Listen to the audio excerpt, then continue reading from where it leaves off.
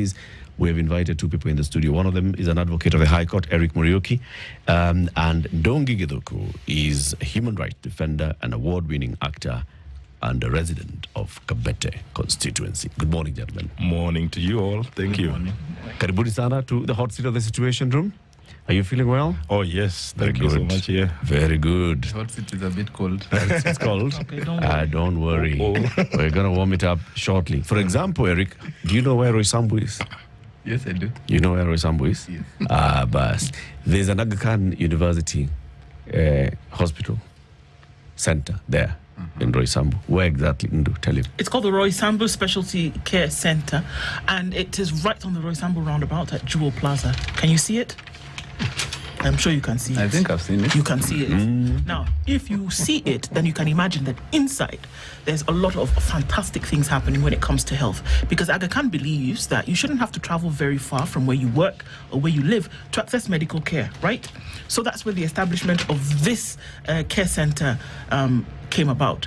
So imagine a host of medical facilities and services available: oncology, endoscopy, dialysis, chemotherapy, minor surgeries can all be done right there, close to where you live.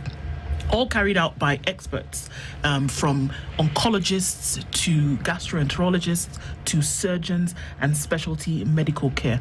All of that happens right there, and off of the belief that universal care, fantastic health care, can happen here and now.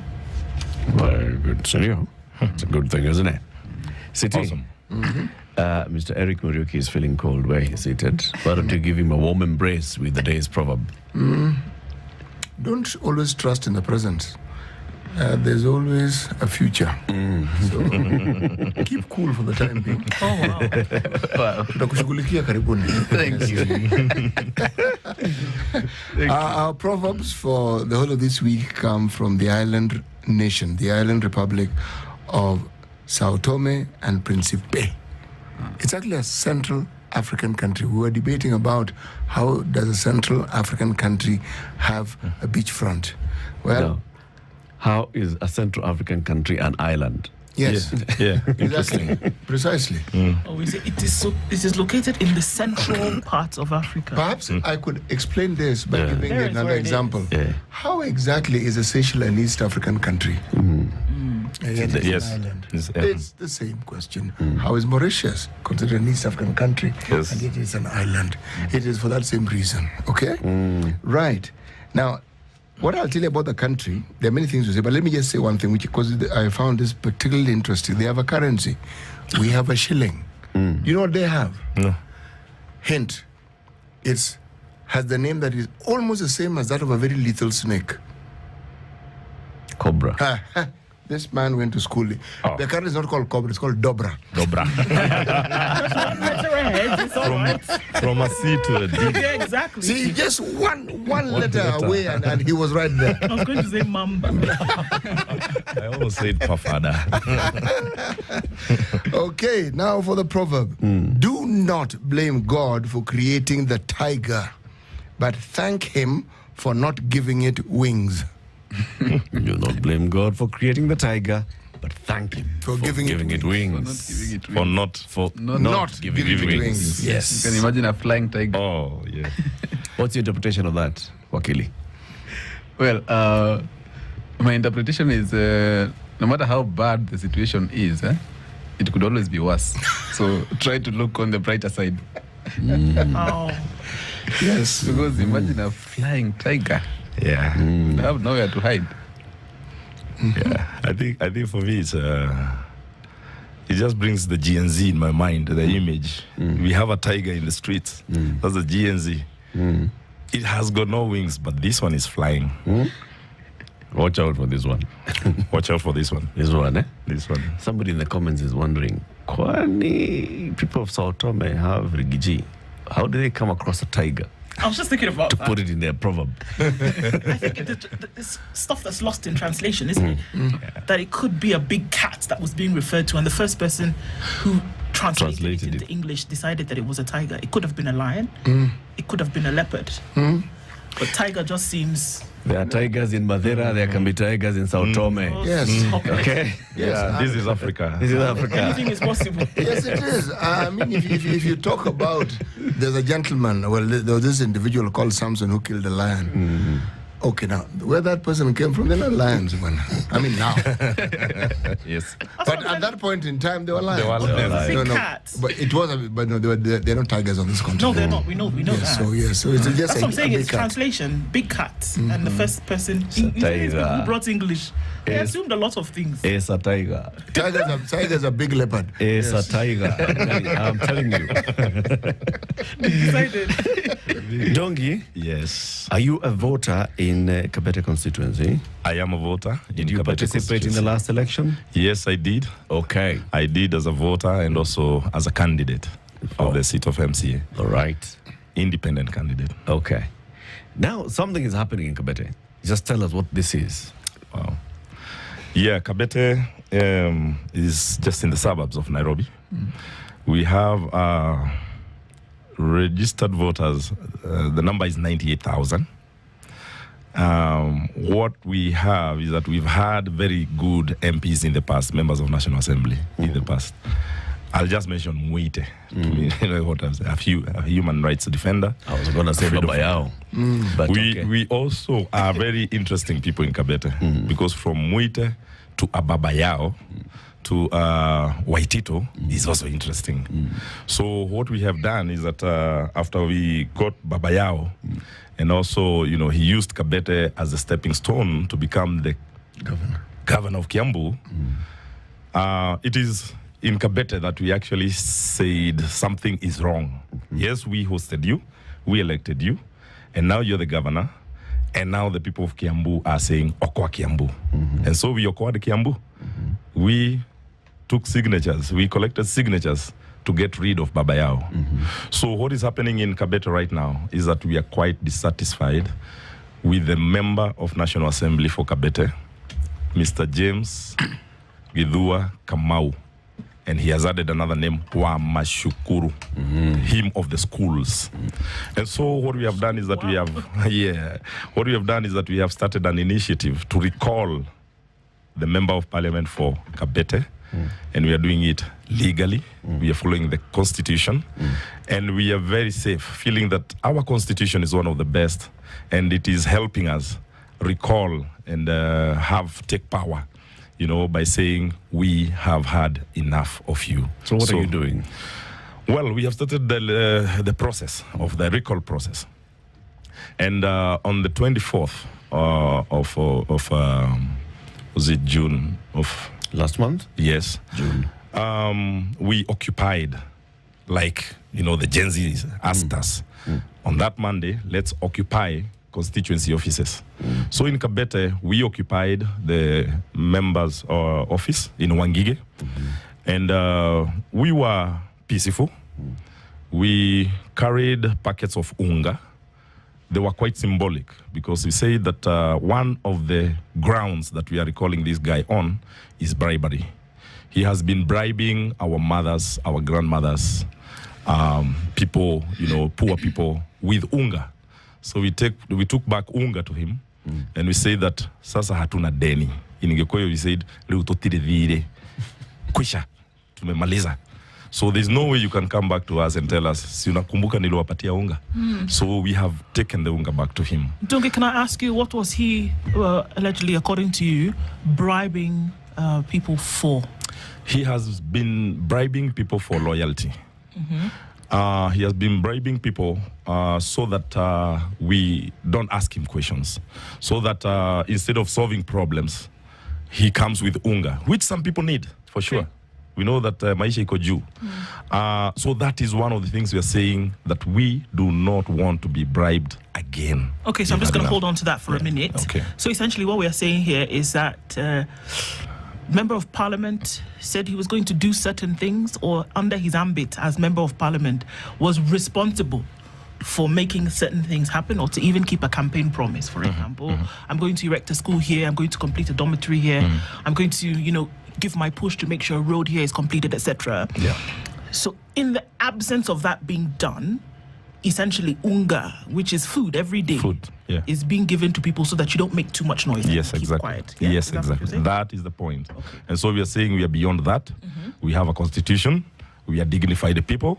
And all we want the member of National Assembly for Kabete is to play his role, do your job in parliament, go and talk on behalf of the people who elected you. Githua has never said anything in parliament, but What just do the you other day mean? he said yes, though. He's never opened his What do you mouth. mean? Never open his mouth because we are doing research. And the Hansard, is open to us. So we want to know how many times he's actually uttered a word in parliament. We sent him there to represent us nationally. You know why we elect people? Or in the plenary of parliament? Yes. But has he spoken in the committees that he In the committees, we are doing our research on that. Okay. We want to know, and we feel let down because when you elect a member to represent you in parliament, it's because all of us in Kabete cannot go to parliament to speak on our behalf. So we select or elect one person. And so that person should go and speak the voice of the people of Kabete, which he hasn't done. And if he has gone against the wishes.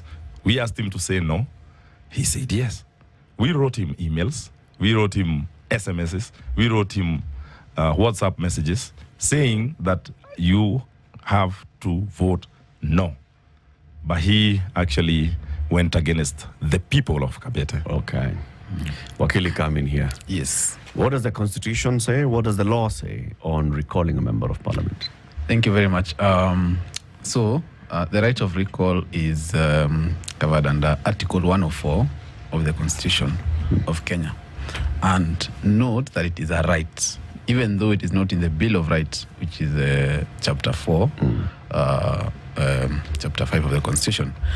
It is a right. And Article 19.3 makes reference to other rights that are not in the Bill of Rights. And under Article 104 of the Constitution, you can recall your member of parliament at any time before the term is over. And that article also requires parliament, or at least required parliament during the transitional times, to make laws providing for the grounds and the procedure of recall of an MP. Recalling an MP simply means, removing him from that position, kumfuta kazi, kumnyang'anya unga. And the legislation that Parliament enacted was the Elections Act. That is from sections 45 to 48 of the Elections Act for the recall of members of Parliament. And here, Parliament means both Senate and the National Assembly. Right. Then there was a commensurate legislation for recalling members of county assemblies because that is also another parliament at the county level, at the devolved level. It's for representing the people. So this was also then enacted in sections 27, 28, and I think 29 of the County Government Act. And these laws, they are mirror images of each other. However, when Parliament enacted these laws on recall, they made it so that it is almost impossible, or it was almost impossible to recall a member of Parliament because they had things like requiring you to get a judgment of the High Court, for you to initiate this process of recall. They had conditions like a person who contested for that position in the previous election and lost could not initiate a recall. They had other provisions, which some of them are still there. But then Katiba Institute went to court in 2016 in a petition called petition number 209 of 2016, and judgment was given by a judge of the High Court, a very courageous judge called E.C. Mwita. And that judgment struck out some of those sections that were making it almost impossible to recall a member of parliament. Some of the sections that were struck out by that judgment included that requirement to get a judgment of the High Court. The grounds that had been set in that Elections Act, Section 45, 1, were found to be vague because the law was saying if after due process of law one is found to have committed an offense, if after due process of law one is found to have committed misconduct. But what is due process of law? These sections, these specific sections, were found to be superfluous because we already have Chapter 6 of the Constitution. We have the Leadership and Integrity Act. We have the Ethics and Anti-Corruption Act. We also have Article 99 of the Constitution, which gives qualifications and disqualifications for election as a member of Parliament. So those specific sections were struck out. The other section that was struck out was the one requiring that you get a judgment of the High Court confirming these grounds. The other section that was struck out was the one saying that if you participated or if you are seeking for election against this member of parliament in the previous election, you could not initiate a recall. And tying back to the first question that you asked Ndungi, whether he participated in the last election in his constituency, that specific section was also found to be unconstitutional, because does it mean that if I was not registered as a voter in 2022, let's assume for argument's sake that I was 17 at that time. Of course I wasn't, but let's assume I was 17. I have now come of age. I have subsequently registered as a voter. I'm in this constituency, and I don't feel that my member of parliament is representing me. Does that mean I cannot initiate a recall? That is discriminatory. So what does the law now say?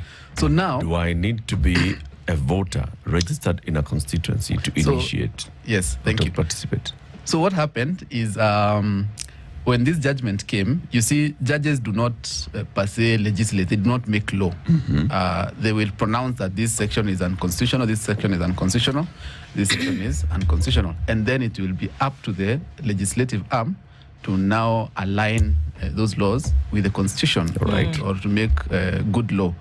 The judge stops at the moment of declaring something unconstitutional. Okay.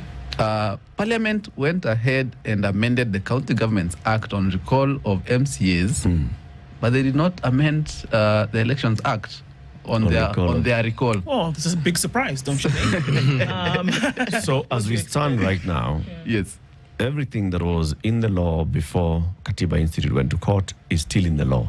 It is still in the statute books, but it is null and void. At least those sections that are as declared by the courts. Were declared. Yes, they are just decorations on that statute book because they are unconstitutional. So, Wakili, yes, are we saying essentially that the law has prepared the way for the process of the recall of Parliament now, or members of Parliament, to actually happen? Yes, no, or is it still a bit iffy? So I want you to get me clearly, and every Kenyan to get me clearly. The right of recall is provided for under the Constitution. Inadequacy of legislation in the Elections Act or whatever other act of Parliament cannot, surpass the Constitution. The Constitution is supreme. So it cannot extinguish that right of recall. Understood. But when it comes to the procedure to use it, because Parliament has not done what it was supposed to do, what we have to do now is, apply logic and use the law that is available. We look at what was declared unconstitutional, and then we look at what remains. And the reason why I mentioned the process of recall of MCAs is because these two provisions, they were exact mirror images of each other. So, and if one, if they have failed to amend the one that is for their recall, but they have amended the other ones, we can just borrow the procedure that is there.